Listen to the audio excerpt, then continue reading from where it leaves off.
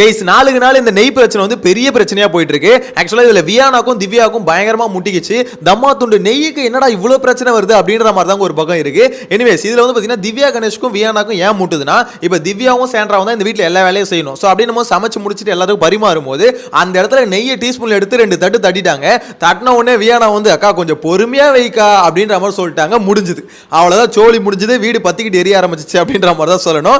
இதுக்கு நடுவில் இந்த மிட் வீக் எவிக்ஷன் அப்படின்ற மாதிரி ஒரு பக்கம் வந்து பாத்தீங்கன்னா கவினை வச்சு பிக் பாஸ் பிராங்க்லாம் பண்ணிட்டு இருக்காரு.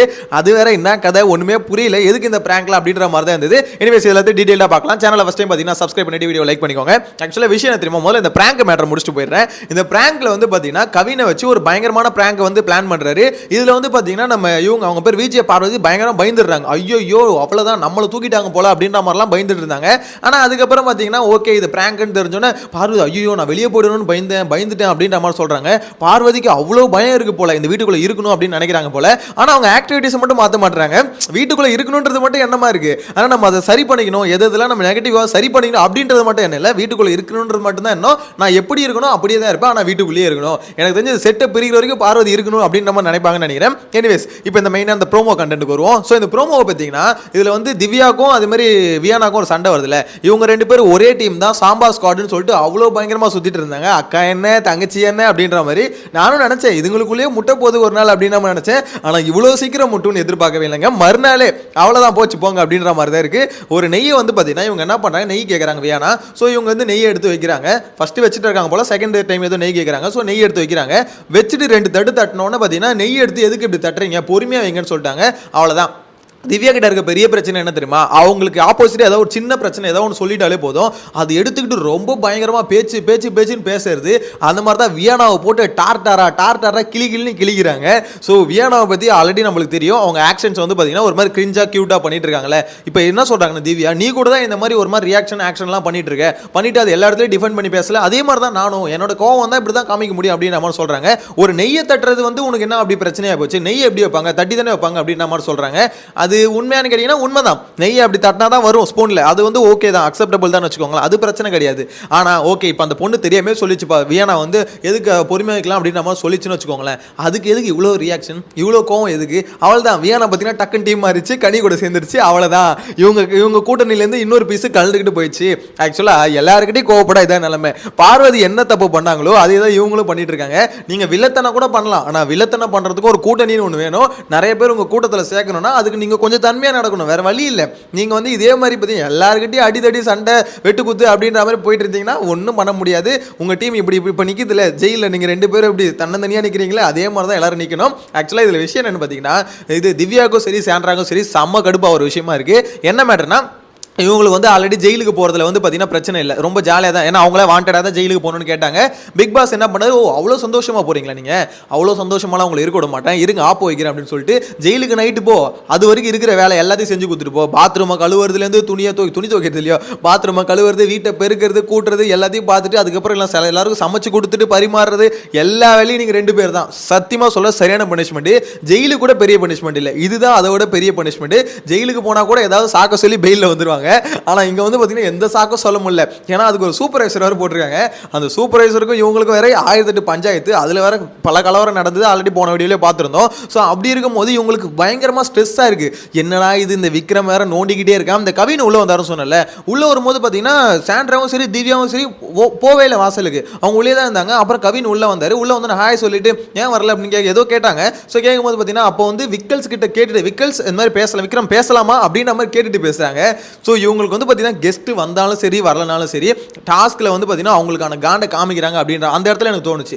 ஏன்னா இந்த இடத்துல வந்து விக்கல்ஸ் வந்து பேசக்கூடாதுன்னு சொல்ல போறது இல்லை, பேசக்கூடாதுன்னு சொல்றதுக்கு ஒரு ரைட்ஸும் இல்லை. அந்த இடத்துல திவ்யா ஏன் அப்படி கேட்டாங்கன்னு தெரியல. விக்கல்ஸ் நான் இப்போ பேசிக்கலாமா அப்படின்ற மாதிரி கேட்டுட்டு அதுக்கப்புறம் கவின்கிட்ட பேசுறாங்க.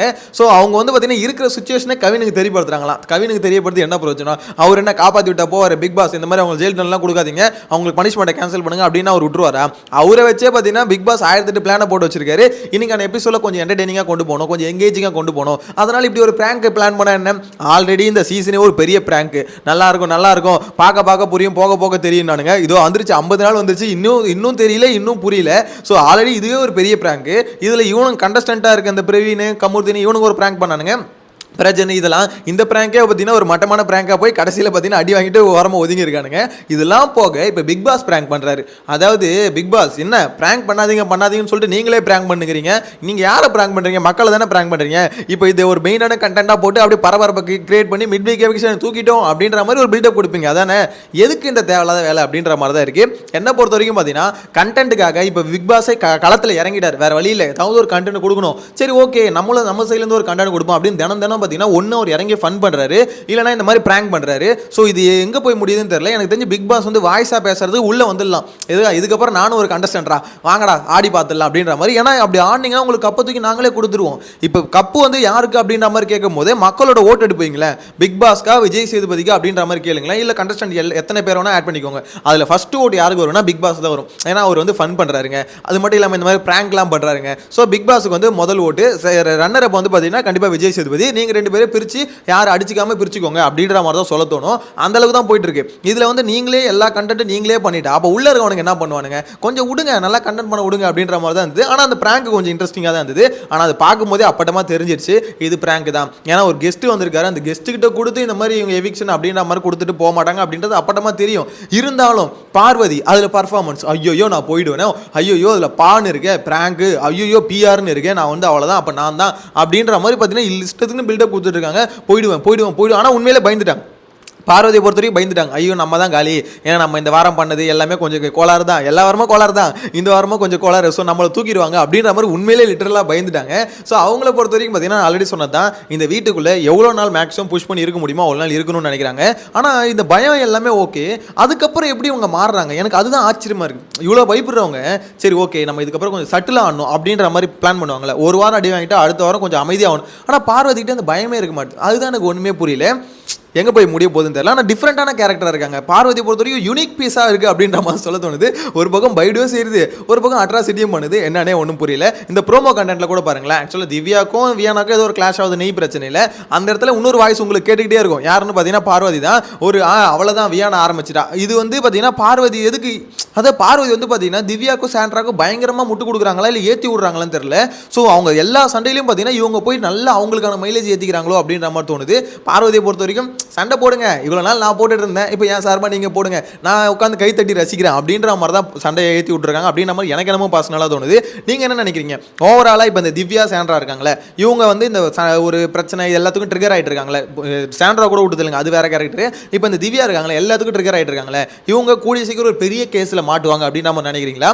இல்லை திவ்யா ஓரளவு கிளவர் தான், இந்த நெய் பிரச்சனை கூட பார்த்தீங்கன்னா இது வியானா அப்படிலாம் கேட்டுக்கூடாது அப்படின்னு நம்ம சொல்ல வரீங்களா? என்னோட ஒப்பீனியன் கேட்டிங்கன்னா வியானா தப்பாகவே கேட்டுக்கிட்டுமே, அதுக்கு இவ்வளோ ரியாக்ட் பண்ண வேணாம் அப்படின்ற மாதிரி தோணுது. ஏன்னா அந்த ப்ரோமோலே பார்க்கும்போது தெரியுது, உள்ளே பேசுகிறாங்க, அதுக்கப்புறம் வெளியே பேசுகிறாங்க, அதுக்கப்புறம் உட்காந்து கார்டனில் பேசுகிறாங்க. ஸோ திருப்பி ஒரு டாப்பிக்கை பேசிக்கிட்டே இருக்காங்க. அது வந்து இவ்வளோ எக்ஸ்ட்ரீம், ஒரு சின்ன பிரச்சனை வந்து இவ்வளோ எக்ஸ்ட்ரீமாக கொண்டு போனால் நாளை பின்ன அது அவங்களுக்கு தான் ஆப்பு. ஏன்னா வேணா வந்து கேட்கும், ஏம்மா என்னம்மா இதெல்லாம் ஒரு மேட்ரா, இதெல்லாம் ஒரு சப்ப விஷயம், இது தூக்கி இவ்வளோ தூரம் பேசிகிட்டு இருக்கு அப்படின்னா ஒரு தட்டாத எதுக்கு ஸ்பீடாக தட்டுறீங்க அப்படின்ற மாதிரி கேட்டதுக்கு இவ்வளோ கொந்தளிக்கிறேன்னா, அப்போ இதுக்கப்புறம் எக்ஸ்ட்ரீமாக யாராவது வார்த்தையை விடும்போது அவ்வளோதான் போல. எனக்கு தெரிஞ்சு திவ்யாலாம் ஏதாவது கத்தி எடுத்துன்னு சொல்லிவிடுவாங்க போல, அந்த அளவுக்கு கோவம் வருதுங்க. இதெல்லாம் வேலைக்கு ஆகுது அப்படின்ற மாதிரி தோணுது. ஸோ உங்களோட கருத்தை மறக்காம கமெண்ட்டில் மென்ஷன் பண்ணுங்கள். அந்த பிராங்கை பற்றி நீங்கள் என்ன நினைக்கிறீங்கிறது கமெண்ட்டில் மென்ஷன் பண்ணுங்கள். நெக்ஸ்ட் வீடியோவில் மீட் பண்ணலாம். Bye by.